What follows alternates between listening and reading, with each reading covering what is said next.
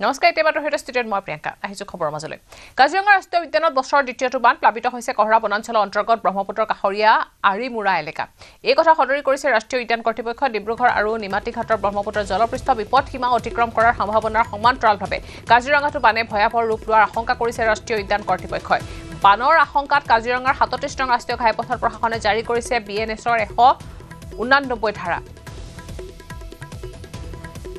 লগতে কৰিডৰসমূহত বেৰিকেড স্থাপন কৰি মুতায়ন কৰা হৈছে বনকৰ্মী ৰাষ্ট্ৰীয় ঘাইপথ অতিক্ৰম কৰি কাৰ্বি পাহাৰলৈ গতি কৰা বন্যপ্ৰেমীৰ সুৰক্ষাৰ বাবে অধিক তৎপৰ হৈছে ৰাষ্ট্ৰীয় উদ্যান কৰ্তৃপক্ষ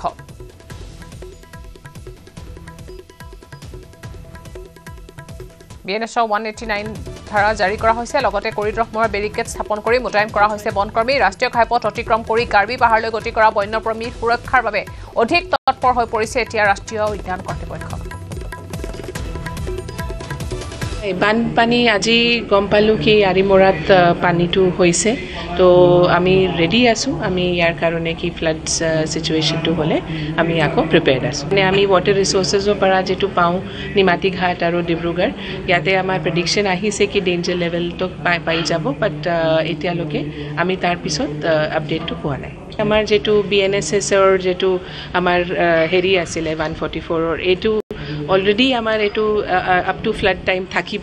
তো সেইটোত আমাৰ মেইনটো হ'ল কি হংকিং কৰা বা আমাৰ লাইট দেখুৱা বা মানুহৰ স্পীড লিমিট এইটো আমাৰ যিটো আছে সেইটো দুটা ডিষ্ট্ৰিক্টত চলি আছে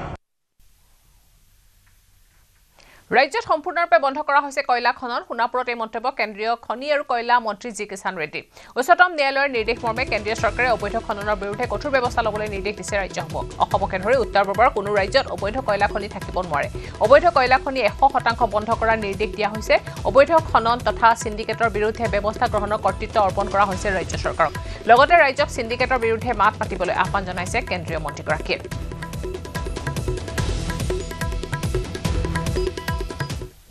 हम नॉर्थ ईस्ट में स्टेट्स को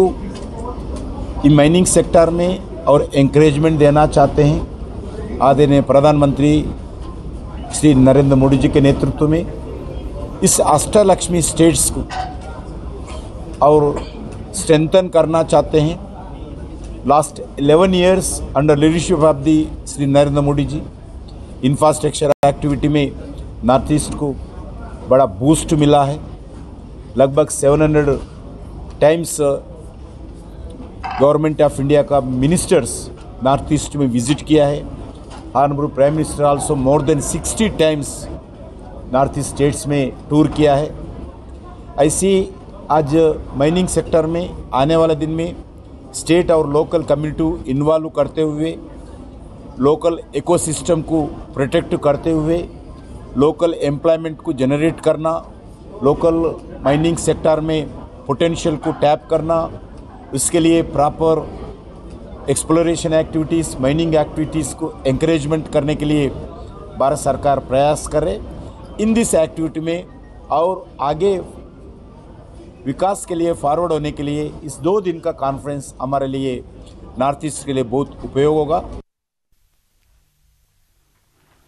ক্ষুদ্ৰ উদ্যোগ উন্নয়ন নিগম অসমৰ উদ্যোগত বিশ্ব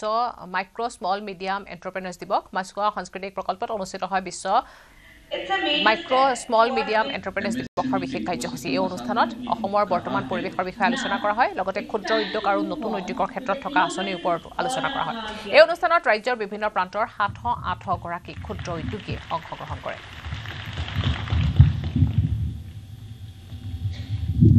সো আজি আমাৰ MOU সাইনিং টু আমাৰ কমিশনাৰ অফিচ আৰু আমাৰ এটা ভয়েস স্মাৰ্ট আছে এটো মাজত হৈছে এটো মেইন উদ্দেশ্য আছে আমাৰ MSME যি বিজনেস চলিব সময়তে ফাইনান্সিয়াল ইস্যুস হ'ব তো আমাৰ ফাইনান্স স্মাৰ্ট তেওঁক অলপ গাইডেন্স দিব মানে তেওঁৰ অলপ লোন দিব পাৰে ইমিডিয়েটলি তেওঁৰ ফাইনান্সিয়াল লাইবিলিটিজ কভাৰ কৰিব কাৰণে এটো ফিক্সড টাইমলাইন আছে এটো 1 মান্থ তেও আমাৰ সিক MSMEs কো অলপ গাইডেন্স আৰু সহায় দিব আমাৰ এন্টাৰপ্ৰেনিয়ৰ কো সহায় দিব কাৰণে এটো ভয়েস স্মাৰ্ট আমি আনি আছো এটো কেনেকৈ অ্যাক্সেস কৰিব লাগে এটো কেনেকৈ এটো এপ্লাই কৰিব লাগে ফিউচাৰত আমি গুটেকেনি এটা ওয়াৰ্কশপ বি আমি অৰ্গানাইজ কৰিম across the state for the benefit of entrepreneurs in the state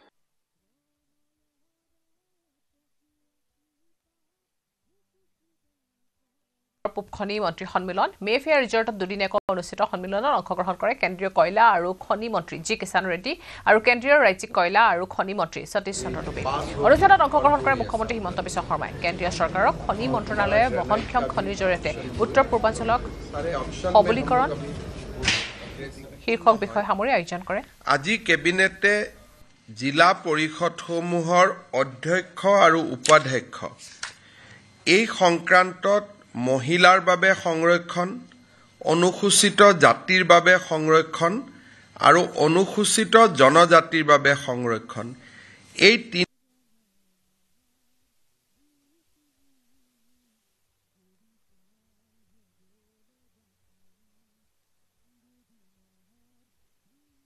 উত্তৰ পূৰ্বাঞ্চলৰ সবলীকৰণ শীৰ্ষক বিষয় সামৰি আয়োজন কৰে দুদিনীয়া সন্মিলনৰ মেফেয়াৰ ৰিজৰ্টত সোণাপুৰত অনুষ্ঠিত হয় এই সন্মিলনত অংশগ্ৰহণ কৰে কেন্দ্ৰীয় কয়লা আৰু খনি মন্ত্ৰী জি কিষাণ ৰেড্ডী আৰু কেন্দ্ৰীয় ৰাজ্যিক কয়লা আৰু খনি মন্ত্ৰী সতীশ চন্দ্ৰ দুবে অনুষ্ঠানত অংশগ্ৰহণ কৰে মুখ্যমন্ত্ৰী ডক্টৰ হিমন্ত বিশ্ব শৰ্মাই কেন্দ্ৰীয় চৰকাৰৰ খনি মন্ত্ৰণালয়ে বহনক্ষম খনিৰ জৰিয়তে উত্তৰ পূৰ্বাঞ্চলক সবলীকৰণ শীৰ্ষক বিষয় সামৰি আয়োজন কৰে এই দুদিনীয়া সন্মিলন इसमें हमारा सिर्फ आप प्रोजेक्ट बनवाओ तो इनको थोड़ा फीड पे हेल्प कर दो फंडिंग 100% मिल रही सर ये हमारा MECL general exploration and consultancy तो इन्होंने भी आसाम में प्रोजेक्ट किया ये हमारा PSU भारत सरकार का ये हमारा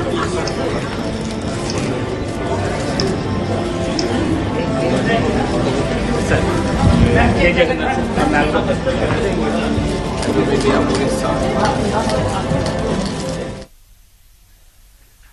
ৰাজ্যত জাপানীজ এনকেফেলাইটিছৰ সংক্ৰমণ ক্ৰমে বৃদ্ধি পাইছে ভয়ংকৰ ৰূপত বৃদ্ধি পাইছে জাপানীজ এনকেফেলাইটিছৰ ৰোগীৰ সংখ্যা জিএমচিএছত 32 গৰাকী ৰোগীক ভৰ্তি কৰোৱা হৈছে জিএমচিএছত এতিয়ালৈকে 4 গৰাকী ৰোগীৰ মৃত্যু হৈছে ইয়াৰ ভিতৰত কামৰূপ জিলাত সৰ্বাধিক 12 জনলৈ এনকেফেলাইটিছৰ সংক্ৰমণ দেখিবলৈ পোৱা গৈছে নলবাৰীত 8 জন দৰঙত 5 জন বাইহাটা মুকালমুৱা মৰিগাঁও জিলাতো সংক্ৰমণ দেখিবলৈ পোৱা গৈছে মৃত্যু হোৱা 4 জনৰ ভিতৰত 3 গৰাকী হৈছে কিশোৰ 7 বছৰীয়া 10 বছৰীয়া 12 বছৰীয়া কিশোৰ জিএমচিএছত মৃত্যু হৈছে এগৰাকী 81 বছৰীয়া বৃদ্ধাৰ মৃত্যু হৈছে এপ্ৰিল মাহৰ পৰা বৃদ্ধি পাইছে এই সংক্ৰমণ জুন মাহত বৃদ্ধি হৈছে 8 জনৰ গাহৰি আৰু ধাননি পথাৰ থকা অঞ্চলত বৃদ্ধি পাইছে সংক্ৰমণ প্ৰথম অৱস্থাত জ্বৰ ডিঙিৰ বিষ মূৰৰ বিষ যদি লক্ষণ দেখা পায় তেনেহলে এনে ধৰণৰ লক্ষণ দেখা পালে চিকিৎসকৰ পৰামৰ্শ ল'বলৈ আহ্বান জনাইছে প্ৰথম অৱস্থাত চিকিৎসা কৰালে সোনকালে সুস্থ হৈ উঠে কিন্তু যদি পলম হয় তেনেহলে কিছু অসুবিধাৰ সৃষ্টি হয় সকলোকে সজাগ হ'বলৈ আহ্বান জনাইছে জিএমচিএছৰ অধ্যক্ষ ডক্টৰ অচ্যুত বৈশ্যই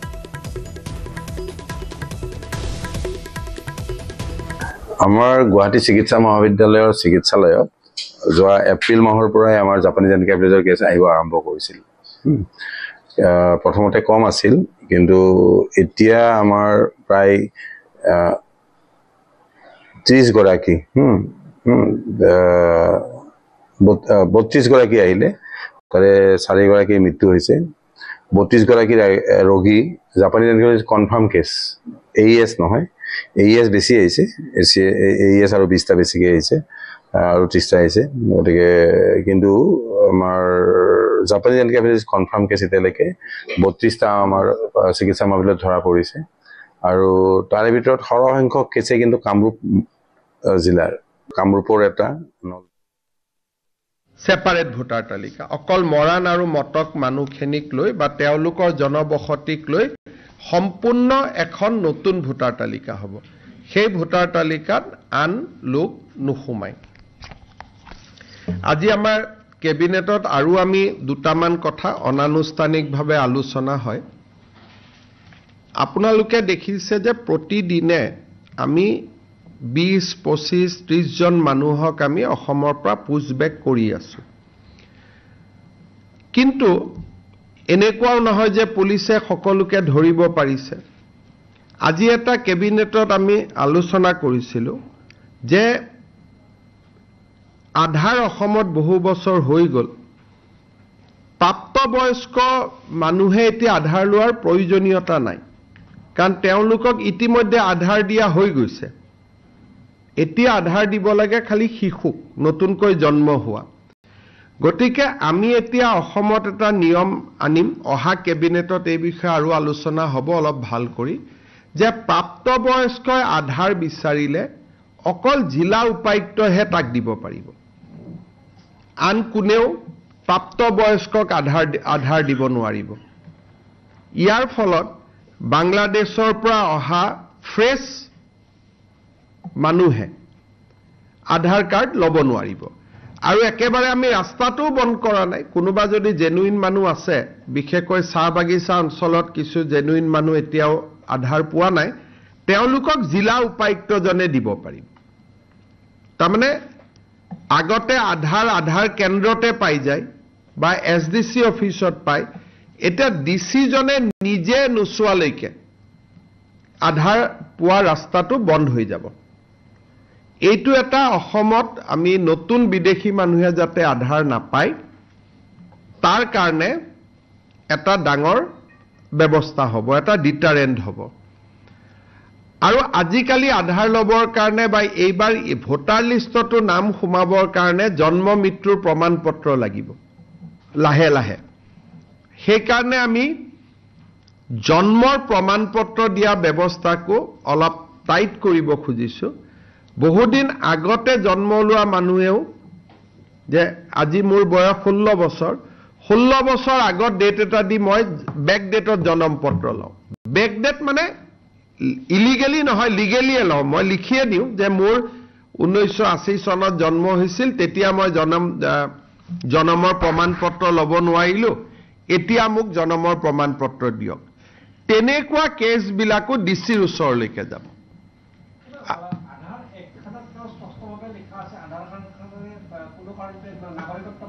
এটা নাগৰিকত্ব প্ৰমাণ নহয়, কিন্তু আধাৰখন দেখুৱালেতো ৰেলৰ টিকটো পায়, ভোটাৰ লিষ্টতো নাম পায়।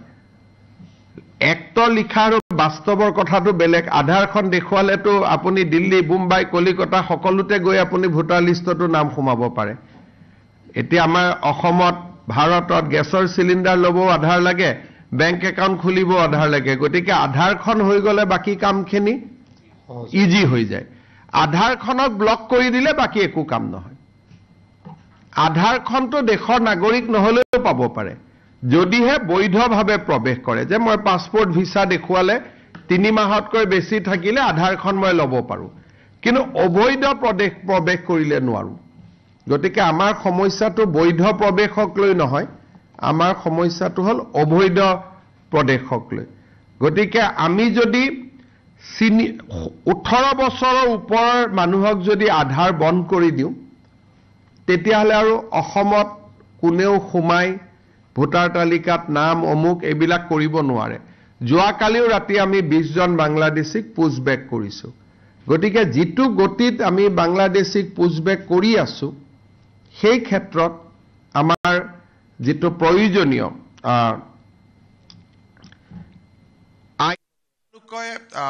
গুৱাহাটী উচ্চ ন্যায়ালয়ৰ APSC জাজমেণ্টটো লৈ বিভিন্ন বাতৰি কাকতত লিখা হৈছিলে যে তেওঁলোকক চাকৰি ঘূৰাই দিব কোৱা হৈছে। যোৱাকালি আমি জাজমেণ্টটো পৰীক্ষা কৰিলোঁ। চাকৰি ঘূৰাই দিয়াৰ কোনো অধিকাৰ, তাত কোনো নিৰ্দেশ গুৱাহাটী উচ্চ ন্যায়ালয়ে দিয়া নাই। উচ্চ ন্যায়ালয়ে খালি আমাক এটাই কৈছে যে তেওঁলোকৰ যিখন ডিসচাৰ্জ অৰ্ডাৰ, সেইখন নন ষ্টিগমেটিক কৰি পুনৰ এবাৰ ইস্যু কৰিব লাগে। তাৰমানে যি আগতে ডিসচাৰ্জ অৰ্ডাৰটোত APSCৰ কথা লিখা হৈছিলে, হাইকোৰ্টে ইমানে কৈছে যে আপোনালোকে সেইবোৰ একো নিলিখিব, চিম্পলিচিটাৰ ডিসচাৰ্জ অৰ্ডাৰ দিয়ক, যাতে মানুহকেইজনে ভৱিষ্যতে কৰবাত কাম কাজ পোৱাত অসুবিধা নহয়। তো ষ্টিগমেটিক ডিসচাৰ্জ অৰ্ডাৰৰ জাগাত চিম্পলিচিটাৰ ডিসচাৰ্জ অৰ্ডাৰ দিব কৈছে। গতিকে বাতৰি কাকতত যি ধৰণে কথা ওলাইছিল যে চাকৰি ঘূৰাই দিব কোৱা হৈছে, খালি অসম পুলিচত যিখিনি মানুহ আছিলে, ACS টেক্স, এইখিনিত তেওঁলোকে কৈছে যে ডিসচাৰ্জ অৰ্ডাৰখন ৰিপ্লেচ কৰি দিয়ক। কিন্তু APSCৰ খিনিক তেওঁলোকে কৈছে যে আপোনালোকে চাকৰিত লৈ 3 মাহত ডিপি কৰি আকৌ চাকৰিকেইটাক খেদে ৰাখে আপোনালোকে সিদ্ধান্ত লওক। গতিকে জাজমেণ্টটো পঢ়ি আমি এতিয়াও তাক পৰীক্ষা কৰি আছোঁ যে অন্তত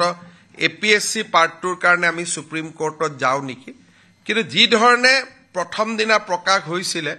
যে সকলোকে চাকৰি ল'ব দি দিয়া হৈছে, সেই কথাটো সত্যৰ ওপৰত প্ৰতিষ্ঠিত নহয়। যোৱাকালি আমি প্ৰায় 3 ঘণ্টা জুৰি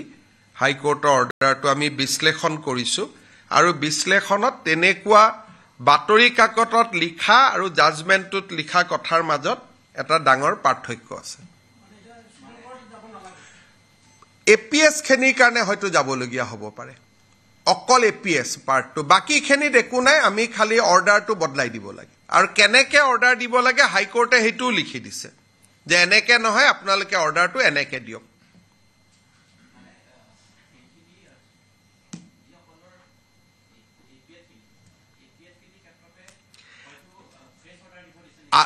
আসাম পুলিচ সাৰ্ভিসৰ যিখিনি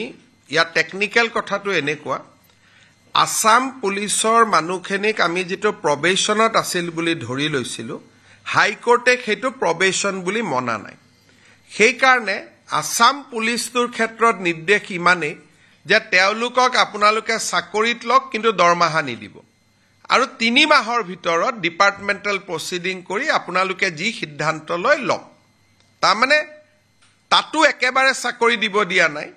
এটা গ্ৰেডেড ৰেসপন্স কিন্তু ACS ট্যাক্স DTO এইবিলাকৰ ক্ষেত্ৰত কৈছে যে নিলম বৰখাস্তকৰণৰ আদেশখন খালি বদলাই দিও হে পুৰণাখন উদ্যোগ কৰি লওক নতুন এখন দিও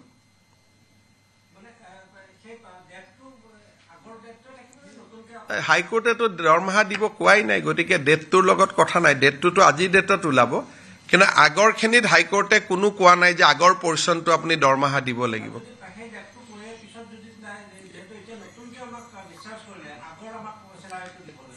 হাইকোৰ্টে অৰ্ডাৰটোতে লিখি দিছে কাকো স্যালাৰি দিয়া নহয় বুলি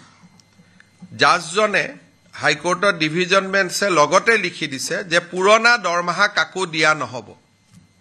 গোটে ৰাস্তাখিনি তেৱে সব ফালৰ পৰা বন্ধ কৰি জাজমেন্টটো দিছে আৰু ইয়াৰ লগে লগে সময় হৈছে এতিয়া বাতৰিৰ পৰা বিদায় লোৱাৰ নমস্কাৰ